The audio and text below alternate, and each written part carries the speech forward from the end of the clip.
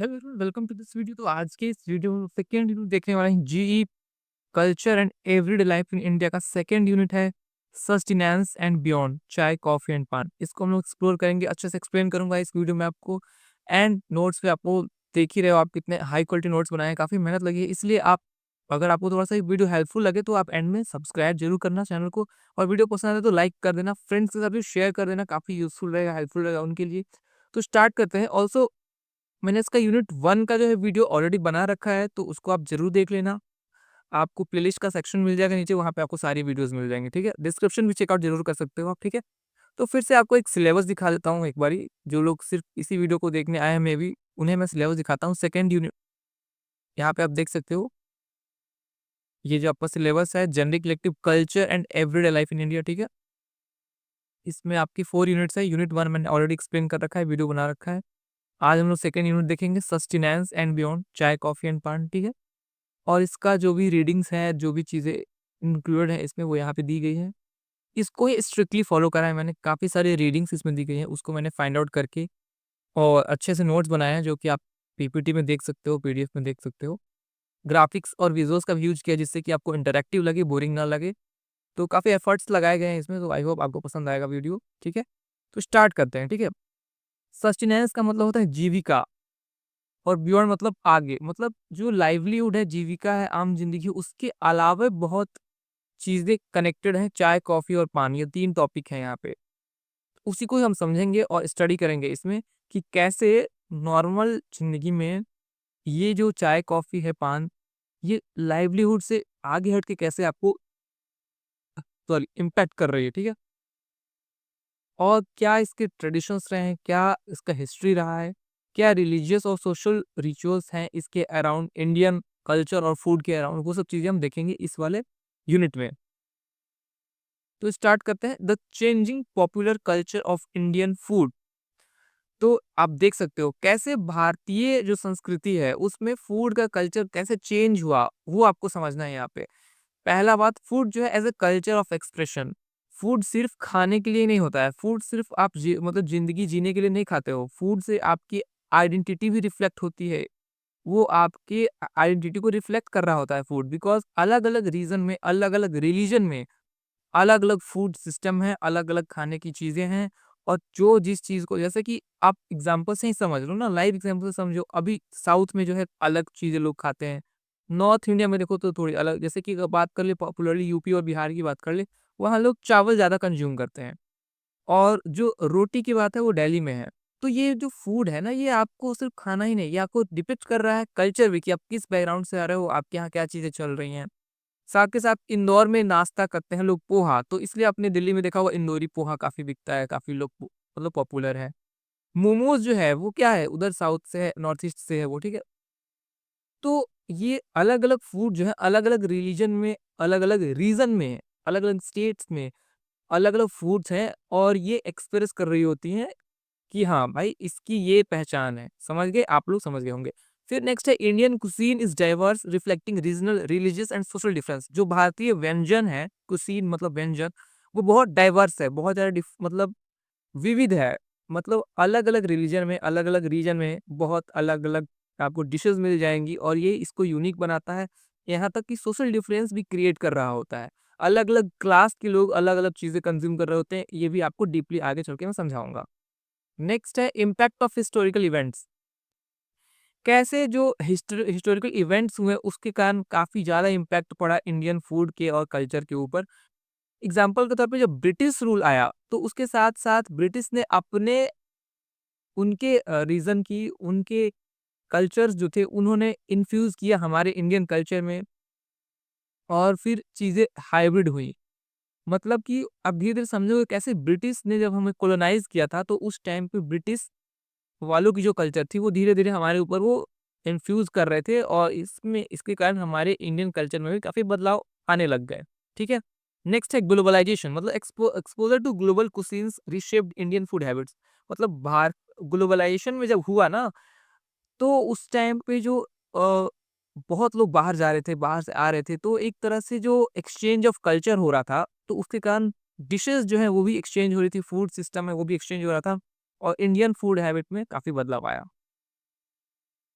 Next है transformation of culinary practices. मतलब कि इसमें आप देख सकते हो, मैं अपना यहाँ पे साइड कर लेता हूँ यहाँ पे। हाँ, अब यहाँ पे आप देख सकते हो कि कैसे पी, पोटैटो, टोमेटो, चिलीज़ ये सब इंडियन फूड आइटम नहीं है। आपके इन्फॉर्मेशन के लिए बता दूँ, जो पी है, पोटैटो है, टोमेटो है, चिली है, ये सब इंडियन नहीं है। ये सब फॉरेन से आया है और फॉरेन से आया है और हमने इसे अडॉप्ट किया है। Creation of new dishes blending indigenous and foreign elements.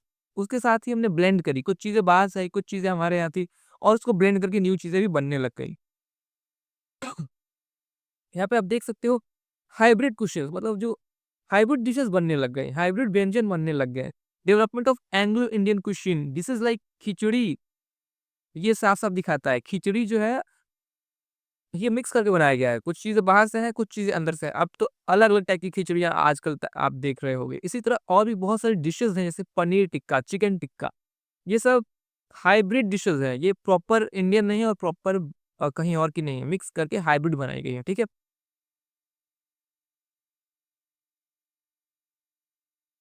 Next आप देख सकते हो colonial impact on dietary habits. T consumption, जो इनिशियली जो है ब्रिटिश जो आए थे, उन्होंने अपनी कंपनी स्टैब्लिश करी, तो उन्होंने बस इसको मार्केट किया कि एज ए मार्केटिंग स्टंट था उनका। और धीरे धीरे टाइम के साथ साथ टी जो है एक तरह से यूबिक्यूटस बेवरेजेस बन गया अक्रॉस इंडिया। मतलब कि यूबिक्यूटस मतलब बिल्कुल कॉमन सा बन गया भाई। चाय सब कोई पीने लग गया, हर जगह चाय जो अवेलेबल होने लग गया धीरे धीरे। तो टी कंजम्पशन जो है इस तरह से धीरे धीरे बढ़ता गया। Introduction to refined sugar. पहले जैगरी जो गुड़ है ना, वो यूज किया जाता था स्वीटनेस के लिए, मीठे चीजें बनाने के लिए। बट उसको शिफ्ट मिला रिफाइंड शुगर से, बिकॉज फैक्ट्रीज लगने लग गई और चीजें जो है रिफाइन होने लग गई। Influence on confectionery and dessert preparation, मिठाइयाँ बनने लग गई। इन चीजों को ज़्यादा मिला, रिफाइंड शुगर का यहाँ पे ज़्यादा यूज़ होने लग गया, बिकॉज़ मिठाइयाँ वगैरह में ये सब रिफाइंड शुगर ही यूज़ होता है। और आजकल तो शुगर जो है रिफाइंड शुगर हर जगह यूज़ हो रहा है। गुड़ तो बहुत कम ही लोग यूज़ कर रहे होंगे, आप खुद देख लो आस-पास के कितनी चीज़ें हैं जिसमें आप गुड़ यूज़ कर रहे हो। हालाँकि रिकमेंडेड है कि गुड़ यूज़ करना चाहिए, बट चीज़ें मॉडर्नाइज़ हो चुकी है ना, तो वही समझने वाली बात है यहाँ पे, कि कैसे इम्पैक्ट पड़ा है यहाँ पे। अब है food as a social maker, class distinction. Certain foods became associated with the emerging middle class, dining etiquettes and culinary preferences signal social status. अब यहाँ से एक और भी चीज़ है कि खाना जो है ना, एक सोशल मार्कर भी बन चुका था। मतलब थोड़े हाई क्लास के हैं तो उनके स्टैंडर्ड्स, उनके फूड ईटिंग हैबिट्स अलग थे। फिर मिडिल क्लास का उनका थोड़ा अलग इमर्ज करने लग गया फूड का। डाइनिंग एटिकेट्स होने लग गई, मतलब लोग बाहर खाने लग गए। उनका एक अलग स्टेटस होता था जो लोग बाहर खाते थे, समझ रहे हो?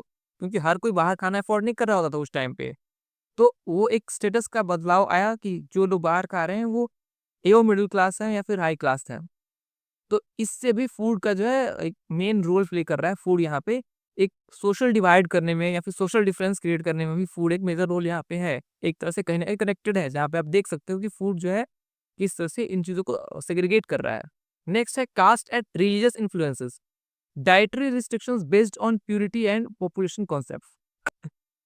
मतलब कि जो इसमें वेजिटेरियन वाला जो है केस सामने आता है, जो अलग अलग रिलीजन और जो है ना, वो अलग अलग फूड हैबिट्स को प्रेफर करती है। जैसे कि हिंदुइज्म में हम लोग वेजिटेरियन चीज़ों को प्रमोट कर रहे होते हैं, नॉन वेजिटेरियन को हम लोग प्रमोट नहीं कर रहे होते हैं। बट किसी किसी रिलीजन में नॉन वेजिटेरियन चीज़ें प्रमोट हो रही होती हैं, किसी किसी में अलग अलग चीज़ें हैं। तो अलग अलग डाइटरी प्रेफरेंसेस जो है अलग-अलग रीज़न में भी है, अलग-अलग रिलीजन में भी है। तो ये भी एक डिफरेंस क्रिएट कर रहा है यहाँ पे। तो समझ गए आप कि फूड जो है सिर्फ़ और खाने का ही नहीं है, ये आपके हर फील्ड में घुसा हुआ है फूड, ठीक है? नेक्स्ट है इंटीग्रेशन ऑफ न्यू इंग्रीडिएंट्स, जैसे कि पोटैटो और टोमेटो, ये सब इंडिया के नहीं है, not native to India but became staple in Indian cooking. Potato या फिर टोमेटो भारतीय मूल के नहीं हैं, बट स्टिल भारतीय मार्केट में बिल्कुल अब कॉमन बन चुके हैं। तो ये जो है बाहर से आए हैं। तो इस तरह से नई चीज़ें बाहर से आई और इंटीग्रेट होते गई हमारे फूड सिस्टम में। जैसे कि आलू गोभी की जो सब्ज़ी है, वो आजकल के टाइम में क्लासिक डिश है, सबको पता है, सबने खाया होगा आलू गोभी की सब्ज़ी। तो ये मिक्स हुई ना, आलू कहीं और से है, गोभी कहीं और से है और मिक्स हो गई। चिलीज़ जो है पुर्तगीज़ में 16वीं शताब्दी में इंट्रोड्यूस किया था और ये जो है अब कॉमनली यूज़ हो रहा है। लॉन्ग पेपर जो है पेपर जो है ब्लैक पेपर, काली मिर्च, इन सब चीज़ों को हटा करके लोग चिलीज़ यूज़ कर रहे हैं मेनी रेसिपीज़ में। तो ये चीज़ें हो रही हैं। मतलब इन नई चीज़ें इंटीग्रेट होती चली गई फूड सिस्टम में। नेक्स्ट है हाइब्रिडाइजेशन ऑफ कुशीन, मतलब जो भी डिशेज़ हैं आपके, उसमें भी हाइब्रिड चीज़ें आने लग गई, जैसे कि mulligatawny soup derived from Tamil words milagu pepper and thanni water, pepper और वाटर इसका सूप, समझ रहे हो आप? तो ये हाइब्रिड होने लग गई। Represents the fusion of British cooking method with Indian flavours, जो ब्रिटिश की फूड थी उसको इंडियन फ्लेवर दिया गया और इस तरह से हाइब्रिड चीज़ें बनने लग गई। अब नेक्स्ट आता है सोशल चेंज थ्रू फूड, मतलब कि जो भी पब्लिक प्लेस जो थी, वहाँ पे रेस्टोरेंट्स बनने लग गए, कैफ़ेज़ खुलने लग गए कॉलोनियल टाइम में, और वहाँ पे लोग आते थे, खाते थे और आइडियाज़ एक्सचेंज होती थी। क्लास एक्सचेंज होता था। मतलब अगर रेस्टोरेंट उस टाइम पे बनने लग गए थे, तो लोग बाहर से आते थे, खाते थे, मतलब बाहर, तो अलग-अलग लोग आने लग गए, डिफरेंट-डिफरेंट क्लास के लोग, डिफरेंट-डिफरेंट कम्युनिटी के लोग, बिकॉज़ वहाँ एक तो रिज़र्व ये नहीं था कि सिर्फ़ एक ही खाए। आप भी बताओ, आप रेस्टोरेंट में जाते हो, आप आज के भी एग्ज़ाम्पल ले लो, तो सेम क्लास के थोड़ी ना लोग जा रहे होते हैं, अलग-अलग क्लास के लोग के जा रहे होते हैं। कोई मिडल क्लास है, कोई हाई क्लास है, कोई किसी अदर रीजन से है, कोई अलग रिलीजन से है, फिर भी वो जा रहा है ना रेस्टोरेंट में। तो वहाँ पे डिफरेंट वैरायटी ऑफ पीपल जो है पहुँचने लग गए, तो वहाँ से एक सोशल चेंज भी शुरू हुआ इसके थ्रू। और इससे ये भी हुआ कि आइडियाज़ भी एक्सचेंज होने लग गए। नेक्स्ट है western dining etiquettes, adoption of cutlery table manners influenced by British customs. अब ब्रिटिशर्स के जो वहाँ के टेबल सिस्टम था, डाइनिंग सिस्टम था, वो उन्होंने यहाँ पे लाया और ये चीज़ें भी स्टार्ट हो गई इंडिया में, और यहाँ पे काफ़ी इन्फ्लुएंस मिला वेस्टर्न लाइफ़स्टाइल को, ठीक है? इंडियन इलाइट क्लासेस जो थे, वो वेस्टर्न लाइफ़स्टाइल को फ़ॉलो कर रहे होते हैं, और कहीं न कहीं आज भी वही चीज़ें देखी जाती हैं। आज भी जितने भी इलाइट क्लासेस हैं, आप देख सकते हो इंडिया में, या फिर जो प्रॉपर हाई क्लास पीपल हैं, वो वेस्टर्न चीज़ों को ज़्यादा फ़ॉलो कर रहे होते हैं कहीं न कहीं। वो वहाँ से सीख रहे होते हैं या फिर वहाँ की चीज़ें अपना रहे होते हैं। तो ये शुरू से यही देखा गया है। नेक्स्ट है, और हमारे यहाँ के लोग जो हैं, मतलब, और हमारा कल्चर जो है वो फॉरेन वाले अपना रहे होते हैं। यही होता है एक्सचेंज ऑफ कल्चर। अब खुद ही देखोगे कि फॉरेन के लोग भगवत गीता पढ़ रहे हैं, इंडिया के बारे में चीज़ें पढ़ रहे हैं, इंडिया आ रहे हैं, घूम रहे हैं। इंडिया के फिलॉसफी को वो अपना रहे हैं, योगा कर रहे हैं जो हमने दिया है वर्ल्ड को। और इंडिया के लोग क्या कर रहे हैं? इंडिया के लोग वहाँ की चीज़ें अपना रहे हैं, वेस्टर्न कल्चर अपना रहे हैं, उनकी चीज़ें फॉलो कर रहे हैं। तो यही एक्सचेंज ऑफ कल्चर है जो होता आया है शुरू से और अभी भी हो ही रहा है। तो फैक्ट तो यही बात है। ठीक है? नेक्स्ट, मैं इससे बुरा नहीं मानता हूँ कि किसी का कल्चर एक्सचेंज नहीं करना चाहिए, बट मेरा एक ओपिनियन है जो यहाँ पे मैं बताना चाहता हूँ इस वीडियो के थ्रू। आप अपने कल्चर को मत भूलो, आप दूसरे के कल्चर को बिल्कुल आप देख सकते हो, समझ सकते हो, उसको आप ट्राई आउट कर सकते हो, बट आप अपना कल्चर मत भूलो। जैसे कि अगर हम इंडियन हैं, तो हम अपने इंडियन कल्चर को ना भूलें, और अगर हमें दूसरे कल्चर को एक्सप्लोर भी करना है, तो हम ठीक है, उनकी अच्छी चीज़ें लेंगे, बिल्कुल लेंगे। उनकी बुरी चीज़ें ही ज़रूरी थोड़ी ना है लेना। तो ऐसे करके हम एक हेल्दी कल्चरल ट्रांसफॉर्मेशन कर सकते हैं, ना कि सिर्फ़ हम उन्हीं का चीज़ें अपनाने लगे और अपनी चीज़ें भूलते चले जाएँ। फिर तो हमारी आइडेंटिटी ही खत्म हो जाएगी। आप खुद ही सोचो ना, अगर मैं अपना कल्चर भूल जाऊँ, जिस रीजन से मैं बिलॉन्ग करता हूँ, जिस रिलीजन से मैं बिलॉन्ग करता हूँ, अगर वो ही मैं भूल जाऊँ और बिल्कुल एकदम से बाहरी चीज़ें अपनाने लग जाऊँ, जो बिल्कुल मेरे रिलीजन से कनेक्ट नहीं कर रहा है, मेरे रीजन से कनेक्ट नहीं कर रहा है, मेरे रूट्स से कनेक्ट नहीं कर रहा है, तो फिर मेरी आइडेंटिटी तो बदल जाएगी ना। फिर मेरी अपनी खुद की क्या आइडेंटिटी रही? मैं तो दूसरे की आइडेंटिटी कॉपी करने लग गया फिर। तो इसलिए अपने कल्चर को कभी नहीं भूलना चाहिए। आप दूसरे कल्चर को बिल्कुल एप्रिशिएट करो, रिस्पेक्ट करो। आप उसकी अच्छी चीज़ों को अपनाओ भी, बट अपने कल्चर को कभी मत भूलना चाहिए। ये मेरा अपना ओपिनियन था। अब नेक्स्ट आगे बढ़ते हैं। एग्ज़ाम्पल्स, टी एज़ अ एवरीडे रिचुअल। अब आपको भी मालूम है कि मॉर्निंग हो या फिर इवनिंग हो, ब्रेक्स में टी जो है बिल्कुल डेली लोग कंज़्यूम करते हैं, एक रिचुअल बन चुका है, एवरीडे का ritual. Tea served during social visits, business meetings and at railway station. हर जगह जो है चाय आपको मिल जाती है, ईज़िली मिल जाती है, और ये बहुत कॉमन हो चुका है। फेस्टिव फूड्स की बात करें तो incorporation of new sweets, desserts in festival seasons, जैसे cake in Christmas celebration among Indian Christmas, ठीक है? तो ये सब चीज़ें जो है एग्ज़ाम्पल्स है, इससे आप इज़िली समझ सकते हो कि कैसे चीज़ें कॉमन होती गई और न्यू चीज़ें ऐड होती गई इंडियन फूड सिस्टम में और इंडियन फूड के कल्चर में। तो कंक्लूज़न यही है कि जो भी पॉपुलर कल्चरल चेंज हुआ है इंडिया में, उसके लिए हिस्टोरिकल फोर्सेस भी मतलब एक इम्पैक्ट, मतलब हिस्ट्री जो हमने देखा कि कैसे ब्रिटिश रूल में चीज़ें आई, तो ये हिस्टोरिकल भी आपका फोर्स जो है इसके पीछे काम कर रहा है। उसके बाद जो हाइब्रिड चीज़ें फ्यूज़न हो रही हैं वो भी हो रही है, और इन सब चीज़ों को मिला कर के जो चेंज हुआ फूड का पॉपुलर कल्चर इंडिया में, वो आप समझ गए यहाँ पे। नेक्स्ट जो है वो है मेकिंग टी इन इंडिया, चाय, कैपिटलिज्म, कल्चर। ये जो है आपकी रीडिंग्स है, जो सजेस्टेड रीडिंग्स दी गई थी आपके सिलेबस में, उसमें फिलिप लुटेन डॉफ ने इस आर्टिकल को लिखा है, और इसको हम लोग पढ़ेंगे समझेंगे कि भारत में चाय बनाना और चाय और कैपिटलिज्म और कल्चर, इन तीनों को कैसे आप सम्मिलित करते हो, और इसको समझना है आपको। तो स्टार्ट करते हैं। चाय एज ए कल्चरल फेनोमेना। चाय is more than just a beverage, it's a symbol of hospitality and social interaction. और इसको मुझे एक्सप्लेन करने की जरूरत नहीं है, ये आप सब समझते हो कि चाय इंडियन कल्चर में कितना महत्व रखता है। ये सिर्फ एक बेवरेज नहीं है, ये एक सिंबल है। कई लोग बायो में अपने लिखते हैं चाय लवर, मतलब अपने ये तो बहुत कॉमन सा समझ में आता है आपको कि चाय का इतना क्रेज है, और या फिर इतना ज्यादा ये कॉमन हो चुका है कि मतलब इसको आप एक नॉर्मल ब्रेवरेज नहीं कंसिडर कर सकते हो। ये बहुत ज्यादा एक इमोशन बन चुका है। चाय चाय इज एन इमोशन, कल्चर भी नहीं, एक इमोशन बन चुका है, समझ रहे हो। हर किसी सोशल इंटरेक्शन में या हॉस्पिटैलिटी में चाय बिल्कुल यूज होता है, और ये सिंबल है कि आप इसको दे रहे हो, मतलब आप किसी का स्वागत कर रहे हो, आप चाय किसी को पूछ रहे हो। आपको खुद भी याद होगा आपके घर पे जब आप रहते थे, तो आपके यहाँ कोई भी गेस्ट आता था, मे बी आज से 5-7 साल की बात करूँ पीछे की, तो आपकी मम्मी जो है घर पे चाय बना के देती थी उन्हें। कोई भी गेस्ट आते थे, चाय बना के तुरंत दे दिया जाता था, चाय बिस्किट तुरंत ऑफर किया जाता था। तो वो क्या था, मतलब is a way of hospitality for the guests. The evolution of chai is closely linked with India's economic and cultural history. और बिल्कुल इसका जो इवोल्यूशन, जो चाय का इवोल्यूशन है, वो इंडिया के इकोनॉमिक और कल्चरल हिस्ट्री दोनों से जुड़ा हुआ है। इसका कल्चरल रीजन भी है और इकोनॉमिक बूस्ट भी है, इसलिए इसका टाइटल ही है चाय, कैपिटलिज्म एंड कल्चर। कैपिटलिज्म से इसका इकोनॉमिक जो सेक्टर है वो समझोगे, और कल्चर में कैसे आया वो समझोगे इसका, ठीक है। आगे बढ़ते हैं, की थीम्स में इसका इकोनॉमिक डायमेंशन समझते हैं, क्या क्या चीजें थी। तो स्टार्ट हुआ था कॉलोनियल इंटरप्राइज से। जब जो ब्रिटिश राज्य हमारे पास, ब्रिटिश लोग हमने कैप्चर किया, हमें कॉलोनाइज किया, तो हमारा उस टाइम पे जो है उन्होंने टी कल्टीवेशन स्टार्ट करा दिया। इससे कि उन्हें इंटरेस्ट मिलेगा, उससे वो बिजनेस बढ़ाएंगे, इकोनॉमिक इंटरेस्ट मिलेगा, इसलिए टी कल्टीवेशन इन्होंने इंडिया में स्टार्ट कराया। फिर बहुत बड़े बड़े टी प्लांटेशन लगे असम में, दार्जिलिंग में, यहाँ पे बड़े बड़े बागानों को ये किया गया, बनाया गया, और वहाँ पे टी की कल्टीवेटिंग हुई। नेक्स्ट है capitalist market strategy, marketing efforts to promote tea consumption among Indians. फिर उसके बाद मार्केटिंग टैक्टिक्स यूज किए गए, जिससे कि वो प्रमोट कर सके और लोगों के बीच में चाय को मतलब प्रचलित कर सके। Creation of domestic market to bolster profit. फिर डोमेस्टिक मार्केट बनाया गया जिससे कि प्रॉफिट वो जनरेट करे।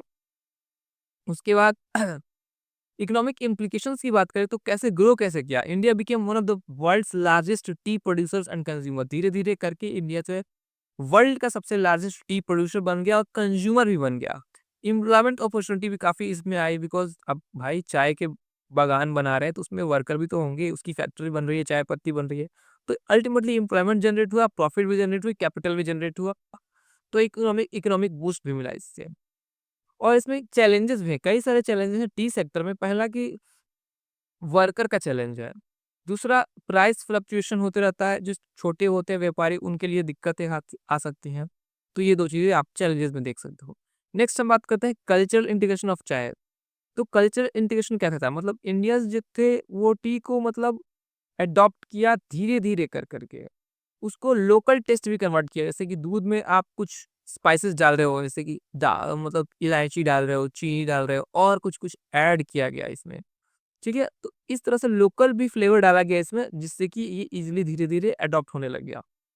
क्योंकि हमें कुछ भी दिया जाता है तो हम उसमें अपना लोकल तड़का ज़रूर लगाते हैं। नेक्स्ट है चाय वालास एंड सोशल स्पेस। अब देख सकते हो रोड साइड पे स्टॉल्स लगनी शुरू हो गई। आप देख सकते हो कितनी बड़ी, मतलब कहीं भी जाओगे आप इंडिया में, हर जगह आपको चाय के स्टॉल्स मिल जाएँगे, चाय की टपरी मिल जाएँगी। तो इनसे बहुत ज़्यादा बूस्ट मिला, और मतलब इससे बहुत ज़्यादा चाय का बढ़ावा मिला गया। Chai wala symbolize the entrepreneurship and the informal economy, और इससे इकोनॉमी भी काफ़ी मतलब ग्रो हुई, जो एम्प्लॉयमेंट है वो भी जनरेट हुआ। हिस्टोरिकल इंट्रोडक्शन ऑफ टी में देखा जाए तो ब्रिटिश ने कैंपेन्स चलाए, जिसमें उन्होंने फ्री चाय दी थी पहले, एडवर्टाइज़ कराया उन्होंने, और धीरे-धीरे इस फ्री के लत ने लोगों को इसका चस्का लग गया। Initial resistance due to unfamiliarity and cost. शुरू-शुरू में तो इसका विरोध भी किया गया क्योंकि लोग समझ नहीं रहे थे कि क्या चीज़ है, अनफ़ेमिलियर था और कॉस्ट भी था, बट धीरे-धीरे करके चीज़ें सेटल डाउन हुई, मतलब आम की ज़िंदगी में आ गई। चाय कल्चरल इवोल्यूशन, मतलब चाय में अलग-अलग मसाले डाल करके उनको और टेस्टी बनाया गया। Preparation methods adopted local context, boiling tea leaves with milk and spices, ये सब चीज़ें ऐड करके उसको और कस्टमाइज़ किया गया, जिससे कि वो और मतलब आगे जो लोग अपने लोकल चीज़ों को इंटीग्रेट करके उसमें और ज़्यादा कस्टमाइज़ किए, जिससे कि और उन्हें पसंद आने लग जाए और इससे इसका इवोल्यूशन होने लग गया।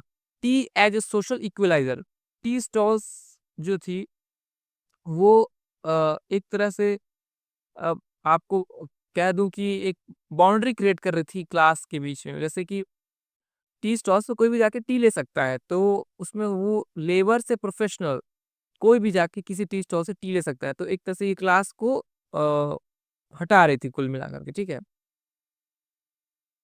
Facilitated discussions in politics, sports and daily life, और चाय के जो भी टी स्टॉल्स हैं उनकी दुकानों पे जाते हो आप, तो कोई ना कोई मिल्क पेपर पढ़ रहा होता है, कोई डिस्कशन चल रही होती है, तो एक बहुत ज़्यादा अ एक तरह से एक सोशल डिस्कशन का भी ये बन चुका था, सोशल इक्विलाइज़र बन चुका था कुल मिलाकर के। सोशल गैदरिंग होने लग गई थी टी स्टॉल्स पे।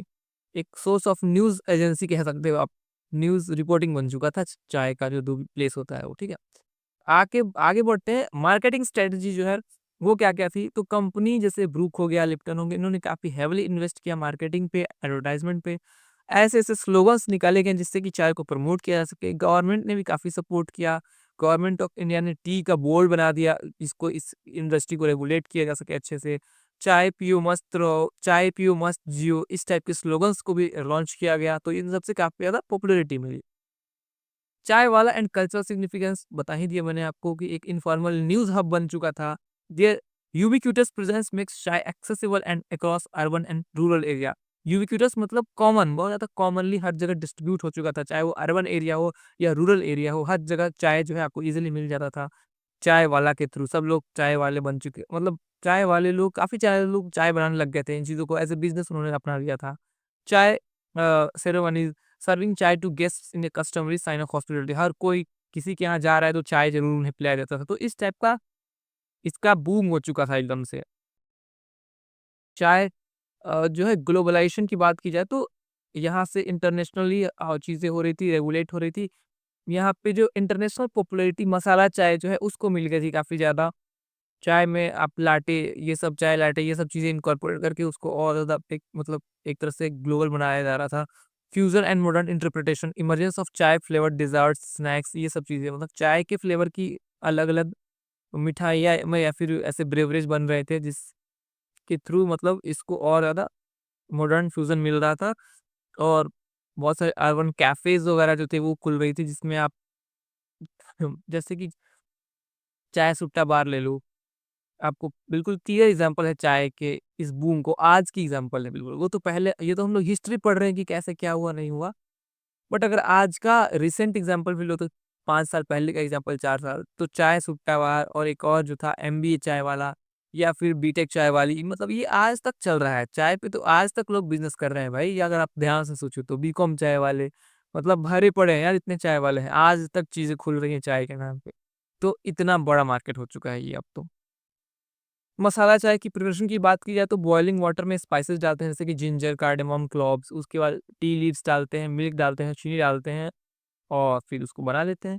बॉलीवुड में भी टी का काफ़ी ज़्यादा वो रहा है, मतलब सीन जिसमें कई कई सीन्स हैं जिसमें चाय को बहुत ज़्यादा प्रमोट किया गया है वहाँ पे। कई सॉन्ग्स और डायलॉग्स हैं जो आप बॉलीवुड में भी देख सकते हो, चाय के ऊपर बनाए गए हैं, जो कि काफ़ी प्रमोशन मिला है इसको।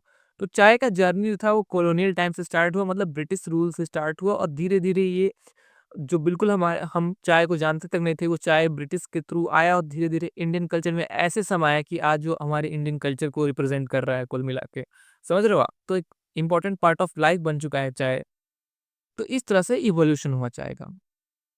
आप देख सकते हो मैंने पिरामिड भी बना के एक्सप्लेन किया हुआ है। नेक्स्ट है आपका those days where there was no coffee, coffee drinking and middle class culture into colonial Tamil Nadu. अब यहाँ पे कॉफ़ी की बात करेंगे हम, चाय वाला हमने कहानी समझ लिया, अब हम कॉफ़ी की बात करेंगे और कॉफ़ी के बाद पान की बात करेंगे।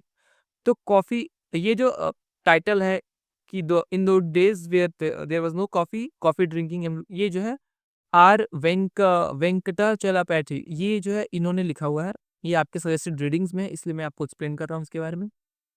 तो कॉफ़ी की बात करें तो कॉफ़ी जो है साउथ इंडिया में आया था। Coffee was introduced during the colonial period and become deeply rooted in south India specially in Tamil culture. ये भी कॉलोनियल पीरियड में ही आया, बट ये नॉर्थ में नहीं, ये साउथ में ज़्यादा चला। ये साउथ में जाके बहुत ज़्यादा डीपली मतलब ये रूटेड हो गया, स्पेशली तमिल कल्चर में। It played a significant role in shaping middle class identity. अब मिडिल क्लास की आइडेंटिटी को उन्होंने शेप किया, क्योंकि जो कॉस्ट थी उसकी थोड़ी-सी मतलब ये थी, चाय से ज़्यादा एक्सपेंसिव कॉफ़ी को माना जाता है, और हमारे दिमाग में भी यही चीज़ें बैठी हुई हैं अब। चाय हम लोग थोड़ा-सा नॉर्मल समझते हैं और कॉफ़ी को थोड़ा-सा एक्सपेंसिव समझते हैं। तो चाय तो हर कोई अफ़ोर्ड कर लेता था, गरीब से गरीब लोग भी, बट कॉफ़ी को अफ़ोर्ड करना मिडल क्लास के लिए मतलब ये बात थी। तो इस पे हम लोग और देखते हैं क्या-क्या थीम्स हैं। Introduction and spread of coffee. Historical background देखें तो early cultivation by British planters in the hills of Kaur and Nilgiri. तो इंडिया में इन्होंने कल्टीवेशन स्टार्ट कराया ब्रिटिश लोगों ने, ब्रिटिशर्स ने, और उसके बाद ये जो है एक्सपोर्ट करते थे यहाँ से क्रॉप को, और फिर लोकल कंजम्पशन भी यहाँ पे कराने लग गई है। मिडिल क्लास का देखा जाए तो coffee symbolize the progress, refinement and modern living associated with education, urbanization and professionalism. तो कॉफी को एज मॉडर्निटी के तौर पे देखा गया, इसको इस फॉर्म में देखा गया कि प्रोग्रेस का सिंबल है, रिफाइनमेंट और मॉडर्न लिविंग का मतलब जो मॉडर्न है वही कॉफ़ी पी सकते हैं। एजुकेटेड, अर्बनाइज्ड और प्रोफेशनल लोग इन कॉफ़ी कंज्यूम कर रहे हैं। इस टाइप से इसकी मतलब आइडेंटिटी बनी है यहाँ पे। कल्चरल एडॉप्शंस की बात करें तो इनिशियली जो लोग थे, क्योंकि हम किसी भी चीज़ को ना अडॉप्ट करने से पहले थोड़ा-सा उसको रेजिस्टेंस दिखाते हैं। तो वही कॉफ़ी के साथ भी हुआ। पहले इसको रेसिस्ट किया गया क्योंकि फॉरेन ओरिजिन का है इसलिए, बट धीरे-धीरे इसको भी एक्सेप्टेंस मिलने लग गया और डेली रूटीन में ये भी धीरे-धीरे शामिल होने लग गया। देख सकते हो मैंने आपके लिए कैसे इमेजेस भी यहाँ पे लगाए हैं जिसको आपको देख कर के थोड़ा-सा विजुअल अपीलिंग लगेगा, ठीक है? अब आगे बढ़ते हैं, evolution of coffee culture in India. तो कॉफ़ी कल्चर को कैसे इवोल्यूट हुआ हमारे इंडिया में, उसके बारे में 4 पॉइंट्स है, उसको पढ़ लेते हैं। तो सबसे पहले जो इंडियन कॉफ़ी हाउसेज़ जो हैं, वो सोशल और इंटेलेक्चुअल हब बन चुका था। किस चीज़ का? नेशनलिज़्म एंड सोशल आइडिया के एक्सचेंज करने का, बिकॉज़ कॉफ़ी हाउसेज़ में आके लोग कॉफ़ी पीते थे और वहाँ पे बातचीत होती थी और आइडियाज़ एक्सचेंज होते थे और एक नेशनलिज़्म का भी फीलिंग आता था वहाँ पे, ठीक है? नेक्स्ट है कॉफ़ी इंटर होम। तो पहले तो कॉफ़ी बाहर था, मतलब कॉफ़ी हाउसेज़ थी, कैफ़ेज़ वगैरह। फिर कॉफ़ी घर तक पहुँचा। Coffee making become a cherished household practice. The first strong brew marks the start of the day. धीरे-धीरे घर तक पहुँचा, लोग कॉफ़ी बनाने लग गए घर पे और अपने दिन की शुरुआत कॉफ़ी पी के करने लग गए। जेंडर की बात करें तो women take on the role of coffee preparation reflecting domestic skills. Coffee becomes linked to ideal home making. धीरे-धीरे और ये महिलाएँ प्रिपेयर करती थी कॉफ़ी घर पे, तो ये वुमेन्स के एक तरह से वुमेन्स के डोमेस्टिक स्किल्स में भी काउंट होने लग गई ये चीज़ें और आइडियल होम मेकिंग प्रैक्टिस में भी बन चुका था शामिल। फिर उसके बाद क्या हुआ, coffee affordability reflects economic status. धीरे-धीरे कॉफ़ी अफोर्डेबल हुआ और वो एक इकोनॉमिक स्टेटस को भी रिफ्लेक्ट करने लग गया। लोअर क्लासेस ग्रेजुअली अडॉप्टेड करने लगे, मतलब लोअर क्लास भी धीरे-धीरे इसको अफोर्ड करने लग गए। तो इस तरह से कॉफ़ी का धीरे-धीरे करके हुआ। सबसे स्टार्टिंग में था कॉफ़ी हाउसेज़, फिर घर कॉफ़ी हाउसेज़ मतलब कि बाहर कैफ़े में, फिर घर में पहुँचा, फिर महिलाएँ इसको बनाने लग गईं और ये डेयरी पार्ट हो गया इंटीग्रल, और फिर बाद में इसको गरीब लोग भी एक्सेसिबल बना दिया, मतलब गरीब लोग भी इसको कंज़्यूम करने लग गए, उनके तक भी पहुँच गई चीज़ें। अब आते हैं प्रिपरेशन टेक्निक। तो कॉफ़ी भी कई टाइप की होती है। अगर साउथ इंडियन फ़िल्टर कॉफ़ी की बात करें, तो उसमें क्या कहते हैं, use of traditional metal filter को यूज़ किया जाता है, जिससे कि वो कॉफ़ी बनाएँ। फिर बॉइल्ड मिल्क को डाल करके स्टेनलेस स्टील के टम्बलर से और कप वगैरह में डाल के पी सकते हैं। क्वालिटी ऑफ इंग्रीडिएंट्स क्या है, preference for freshly roasted and ground coffee beans होना चाहिए। Chicory in blends to enhance flavour and reduce cost, ये सब चीज़ें, ठीक है? कल्चरल सिग्निफिकेंस की बात करें तो कॉफ़ी जो है एक ये भी मतलब सिंबल था कि हॉस्पिटैलिटी का, कि कोई आ रहा है तो कॉफ़ी आप सर्व करो, उसे कॉफ़ी ऑफ़र करो। फेस्टिवल्स और सेरेमनीज़ में कॉफ़ी इंक्लूड होने लग गए धीरे-धीरे, ठीक है? लिटरेरी एंड आर्टिस्टिक रेफरेंसेस की बात करें तो coffee mention in Tamil literature, songs and cinemas as essential aspect of life. इसके थ्रू भी देखा जा सकता है कैसे तमिल के लिटरेचर में, उनके गानों में, उनके सिनेमा में कॉफ़ी को तवज्जो दी गई और उसको ये दिखाया गया कि वो भी एक लाइफ का एसेंशियल पार्ट है, एस्पेक्ट है। रेसिस्टेंस की बात करें तो धीरे-धीरे, क्योंकि कॉलोनियल पीरियड्स में आया था और ब्रिटिशर्स ने इसे लाया था, तो धीरे-धीरे तो रेसिस्टेंस जो है था, बट धीरे-धीरे कम हो गया। कुछ को ऐसा लगा कि कॉफ़ी जो है डिस्ट्रप्टिव इन्फ्लुएंस है फूड की प्रैक्टिसेस में, और फिर इस पे भी डिबेट हो गया, डाइवर्स इसके इफेक्ट हैं, हार्मफुल है, बेनिफिशियल है, इन तमाम तरह की चीज़ें इस पे होने लग गई। Degree coffee, the term used to denote high quality coffee made with pure milk, उसको डिग्री कॉफ़ी बोलते हैं। Degree refers to the temperature of the milk और the state of the milk, मतलब किसी भी पर्टिकुलर डिग्री पे boil की गई होती है तो उसको रेफर किया जाता है। आपको तो मालूम नहीं है। डिग्री तो सबको मालूम है ना, डिग्री सेल्सियस। हाँ। नेक्स्ट है cafe culture. Iconic establishments like Indian cafe, coffee house becoming the part of cultural heritage. Coffee houses as venues for political meetings and artistic collaborations. तो कैफे कल्चर धीरे धीरे प्रमोट होने लग गया, इसके कारण नया मतलब स्टार्ट हो गया कैफे कल्चर, जहाँ पे उस टाइम पे जो है कैफे जो है पॉलिटिकल मीटिंग्स के लिए, पॉलिटिकल गैदरिंग के लिए और आर्टिस्टिक कोलैबोरेशन के लिए यूज होता था। जैसे कि अब के टाइम पे आप लोग कैफ़े में जाके डेट करते हो, या फिर कैफ़े में जाके आप टाइम स्पेंड कर रहे होते हो अपने फ्रेंड्स के साथ, या फिर कुछ ऐसे ही चिल करते हो नॉर्मल। उस टाइम पे कैफ़े में हाई प्रोफाइल मीटिंग होती है, जैसे कि आजकल होटल्स में होता है।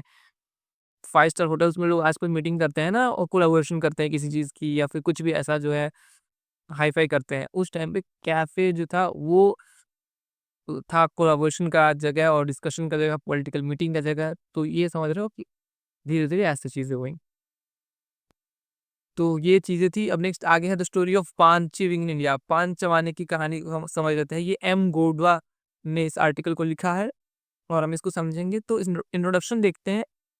इंट्रोडक्शन ये है कि एन्शिएंट ओरिजिन ऑफ पान, मतलब पान च्यूइंग जो है कि हज़ारों साल पुराना ट्रेडिशन है भारत का, और ये कल्चरल, सोशल और मेडिसिनल वैल्यू जो है इसके हैं, पान चबाने के और पान खाने के बेसिकली, उसको समझेंगे हम।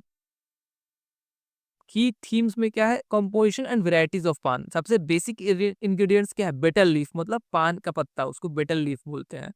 फिर एरिका नट मतलब सुपारी, और स्लेक्ट लाइम मतलब चूना। तो ये तीन चीजें आप दिमाग में रख लेना, ये तीन बेसिक इंग्रेडिएंट्स हैं जो पान में यूज होता है। एडिटिव्स क्या है, अब इन तीन बेसिक चीजों से पान बन सकता है, उसको आप खा सकते हो, बट ये बिल्कुल सिंपल पान हो गया।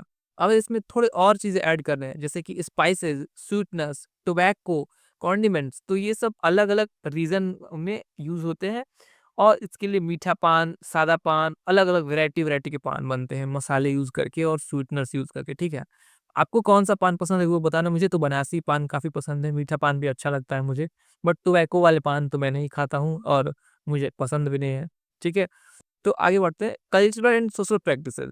तो जो पान जो है ना, ये मैंने जैसा बताया कि हजारों साल पुराना रिचुअल रहा है भारत में, लोग पान खाते थे, और इसका सोशल सिग्निफिकेंस भी है और कल्चरल सिग्निफिकेंस भी है।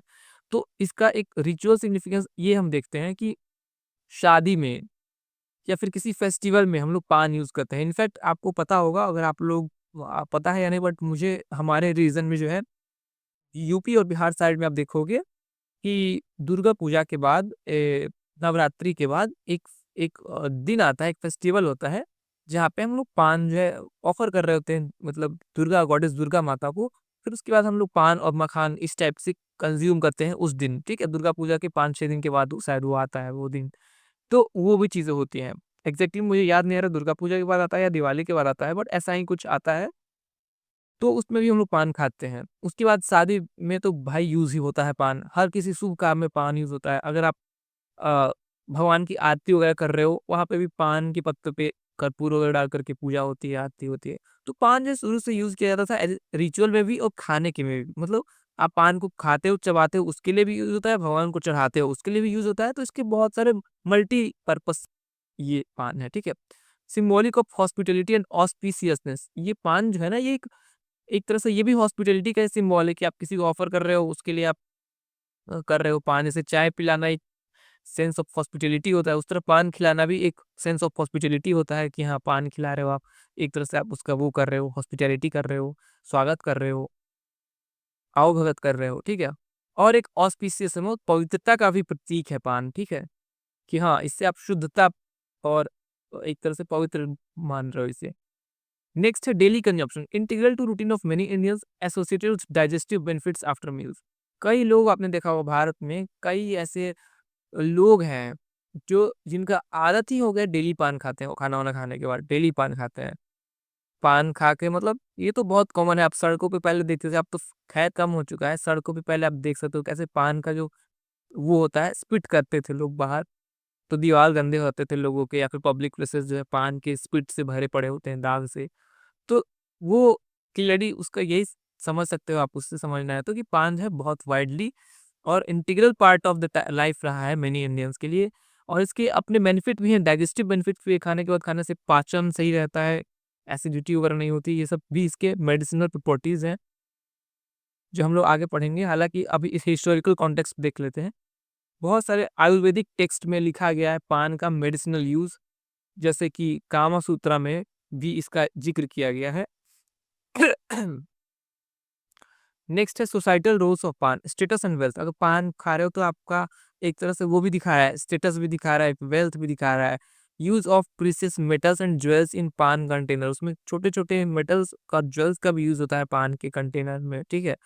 तो ये सब चीजें आपकी दिखाती हैं वेल्थ और स्टेटस। मतलब मेरे मेरे दादाजी भी पान खाते थे बहुत पहले, बाद में तो वो छोड़ दिए, बट वो मतलब मैंने देखा है, मैंने अपने गांव में देखा है कि कैसे पान को जो है जो वैल्यू मिलती है, एक स्टेटस होता है। आप पान खा रहे हो, आप खिला रहे हो किसी को, तो बड़े लोग ही मतलब खाते थे पान, ऐसा मैंने देखा है। बिकॉज हमारे घर में हमारे दादाजी खाते थे पान।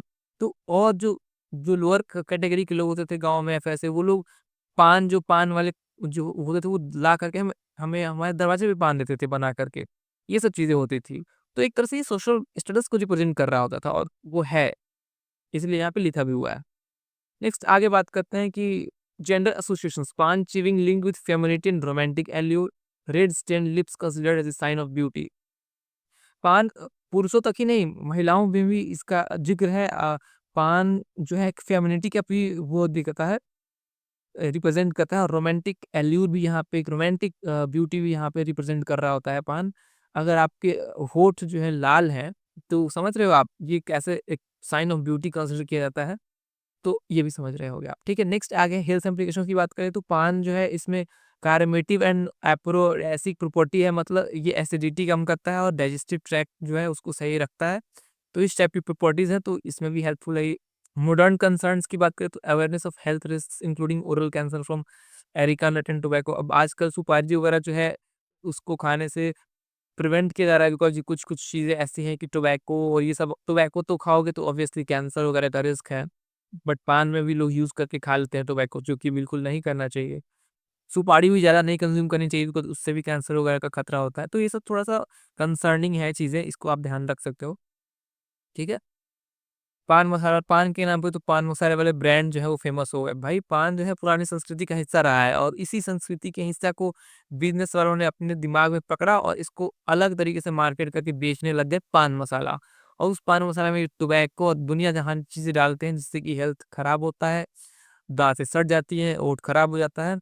और बट पान के नाम पे ये इतने बिक रहे हैं कि आप समझ सकते हो। तो आप समझ में आए आपको ये पान वाले बिजनेस कैसे बन रहे हैं। जो आप रूट कॉज को पकड़ रहे हैं, ये कि सेंटिमेंट के साथ बिजनेस, जितने भी बिजनेस है ना वो सेंटिमेंट्स के साथ बहुत खेलती है। आपकी कल्चरल सिग्निफिकेंस और सेंटिमेंट्स को पकड़ेगी और उसके हिसाब से अपना वो जहर मिलाएगी और उसको बेच देगी। तो उस जहर को खाने के लिए सब तैयार हो जाते हैं। अब नेक्स्ट बात करते हैं regional variations and cultural significance of पान। बहुत अलग अलग वेरिएशंस है रीजनल, मतलब बनारसी पान है अलग, कलकत्ता वाला पान है, साउथ इंडियन वाला अलग वेरिएंट है। तो अलग अलग रीजन में अलग अलग वेरिएंट है पान के। तो बनारसी पान जो होता है it's famous for its rich blend of ingredients and sweet taste. Calcutta वाला पान जो होता है famous for its adding dash of exotic flavours like perfume. और साउथ इंडियन वाले लोकल स्पीसीज और हर्ब्स को यूज करते हैं। पान इन सोशल इंटरेक्शन, मतलब बताया ही जैसा कई बार कि सेरेमोनियल यूज में होता है, रिचुअल वगैरह में, टोकन ऑफ एग्रीमेंट वगैरह में, या फिर गेस्ट वगैरह को देते हो आप पान वगैरह, ठीक है। सिंबोलिज्म में रिप्रेजेंट करता है रिस्पेक्ट, फ्रेंडशिप और सोशल बॉन्डिंग, ठीक है। पान इकोनॉमिक एस्पेक्ट्स की बात की जाए तो पान का ट्रेड अगर देखो तो आप cultivation of betel leaves and areca nuts is a significant agricultural activity. अब पान उगा के लोग खेती करते हैं, उससे पैसा भी बनाते हैं। बिकॉज पान इतना वाइडली यूज है तो इसको खेती भी तो करोगे ना, तो पैसा तो बनेंगे ही। तो इकोनॉमिक पर्पज से भी सही है ये। आर्टिस्ट्री इन पान मेकिंग, मतलब जो बहुत सारे पान बनाने वाले लोग हैं उसमें भी पर्सनलाइज्ड पान बनाते हैं, ब्लेंड्स बनाते हैं, अलग अलग टाइप की चीज़ें वो कर रहे होते हैं। बहुत सारे लोग जो हैं जिनका फैमिली में एंसेस्टर ही पान का बिजनेस करते आए हैं और उसमें और चीज़ें वो मास्टरी कर चुके हैं। तो उसमें अलग अलग वेरिएशन बनाते हैं वो पान के, ठीक है। तो वो सब चीज़ें होती हैं, तो इकोनॉमिकली भी काफ़ी हेल्पफुल है, ग्रोथ है। पॉपुलर कल्चर की बात करें तो बॉलीवुड में भी आप देख सकते हो पान के बारे में कितना ज़्यादा इन्फ्लुएंस किया गया है। खाई के पान बनारस वाले ये गाना है। पान के अलग-अलग चीज़ें दिखाई गई, मतलब कई फ़िल्मों में पान का बहुत ऐसा सीन है जिसको दिखा के इन्फ्लुएंस किया गया है और आप देख सकते हो। पान कंटेनर्स एंड एक्सेसरीज़, तो पान की जो कंटेनर होते हैं सिल्वर और चांदी के बने, मतलब सिल्वर और इन चीज़ों के बने होते हैं, तो वो भी एक एक्सोटिक वाइब देती है, प्रीमियम वाइब देती है, तो यहाँ भी आप इसको समझ सकते हो, ठीक है? तो कुल मिला के पान जो है वो बहुत पहले से भारतीय जो है कल्चर उसमें रहा है मतलब एम्बेडेड, और इसको और ज़्यादा मॉडर्न भी बनाया जा चुका है अलग-अलग फ्लेवर और अलग-अलग चीज़ें डाल करके। तो इसके हिसाब से इसका भी ग्रोथ हुआ, ठीक है? और हमने चाय भी पढ़ लिया, कॉफ़ी भी पढ़ लिया, पान भी पढ़ लिया। तो हम इन तीनों को एक बार हम टेबुलर फॉर्म में देख सकते हैं, जो कि आप यहाँ पे स्क्रीन पे देख सकते हो। अब वही चीज़ें यहाँ पे लिखी हुई हैं, मैं दोबारा पढ़ के अपना गला और नहीं खराब करूँगा, बट आप इसको खुद से पढ़ सकते हो, सेम चीज़ है, आप नोट्स में देख लेना। आगे बढ़ता हूँ मैं। सोशल एंड रिलीजियस रिचुअल की बात करें तो फूड जो है, जो प्रसाद है, वो क्या है? ब्लेस्ड फूड है जो कि टेम्पल में ऑफर करते हैं हम लोग और डिस्ट्रीब्यूट करते हैं डिवोटीज को। ये सिंबलाइज करता है आपका divine grace and communal sharing. उसके बाद फास्टिंग और फीस्टिंग की बात करें तो रिलीजियस फास्टिंग जो है डाइटरी रिस्ट्रिक्शंस और ऑफरिंग इनको बताता है। फेस्टिवल्स के ऑफर्स पे आप फीस्ट भी करा रहे होते हो, ठीक है? भोज और बहुत सारे स्पेशल फूड्स जैसे गणेश चतुर्थी पे मोदक वगैरह बनता है, ये सब चीज़ें भी हैं। वेजिटेरियनिज़्म की बात करें तो हिंदुइज़्म जो है प्रोमिनेंट, ये है जो वेजिटेरियन को प्रमोट कर रहा होता है। जैनिज़्म भी है और बुद्धिज़्म है, ये सब चीज़ें भी हैं जो वेजिटेरियन चीज़ों को प्रमोट कर रही होती हैं फूड में।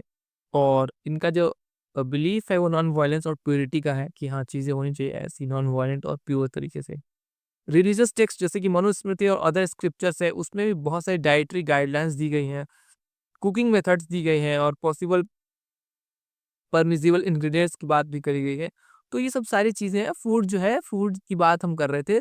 तो फूड का जो है एसेंस, फूड के जो कल्चर है वो इतिहास में मिलते हैं, चाहे वो किताबों में हो या फिर पुराने-पुराने मनुस्मृति में हो, स्क्रिप्चर्स में हो, या फिर आप हर तरह से फास्टिंग में देखो, फीस्टिंग में देखो, प्रसाद में देखो, हर जगह आपको मिल जाएँगे फूड के कहीं न कहीं, आपको ट्रेसेस मिल जाएँगे, ठीक है? आगे बढ़ते हैं कंक्लूज़न। कंक्लूज़न यही है 3 लाइन का कि the blending of indigenous and foreign elements to create unique traditions, मतलब जो पुरानी हमारी ट्रेडिशन थी और फॉरेन से जो हमने देखा, उनका मिक्स करके चीज़ें ब्लेंड हो गई। उसके बाद सोशल स्ट्रक्चर, कास्ट, क्लास और जेंडर, इन चीज़ों से भी इन्फ्लुएंस हुई हैं चीज़ें, ठीक है? क्योंकि जो भी बड़े लोग कर रहे होते हैं, उसी को छोटे वाले लोग भी उसके ही पीछे भागते हैं। जैसे कि कोई अगर बड़ा है, अब एग्ज़ाम्पल से समझाता हूँ आपको। जो चीज़ें बड़े लोग कर रहे होते हैं, उसी को छोटे लोग कॉपी कर रहे होते हैं कुल मिला के। और जो बड़े लोग होते हैं वो बाहर की चीज़ें कॉपी कर रहे होते हैं। तो एक-दूसरे को सब लोग कॉपी कर रहा है कुल मिला कर के। क्योंकि भाई अगर आप देखते हो ना, आप कभी न कहीं किसी न किसी इंसान के माइंडसेट में ही हो जाता है कि भाई वो तो उस कैफ़े में गया है यार, उसमें मैं भी चलता हूँ। मतलब आप कंपैरिज़न है, ये तो ह्यूमन नेचर है।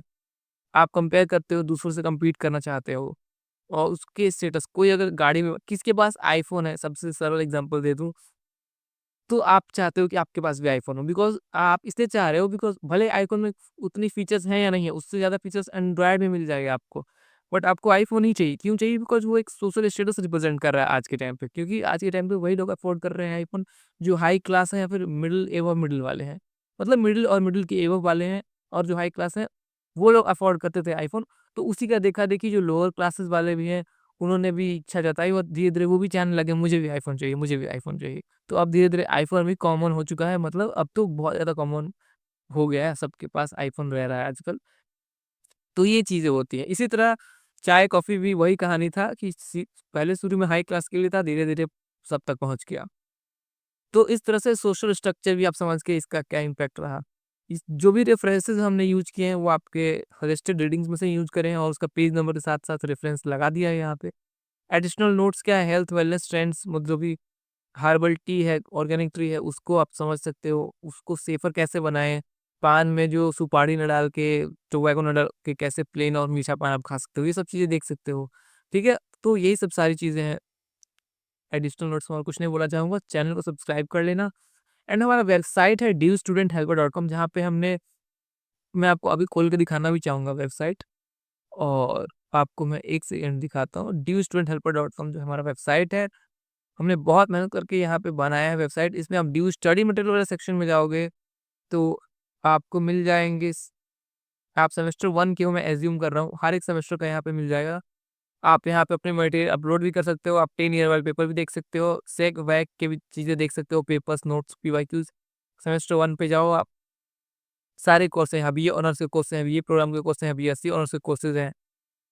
अदर्स में बीएससी ऑनर्स, बीकॉम ऑनर्स में भी हैं, वोकेशनल कोर्सेज़ भी हैं यहाँ पे, बीएमएस है, बीएससी प्रोग्राम है, हर एक कोर्स है भाई। जिस भी कोर्स का आपको जाना है उस पे क्लिक करो, पीवाईक्यूज़ मिल जाएँगे, उस पे नोट्स मिल जाएँगे, उसका सिलेबस मिल जाएगा। सिलेबस बिल्कुल लेटेस्ट एनईपी वाला मिलेगा, नोट्स बिल्कुल प्रॉपर अच्छे वाले मिलेंगे, पीवाईक्यूज़ बिल्कुल लेटेस्ट एनईपी बेस्ड वाले मिलेंगे।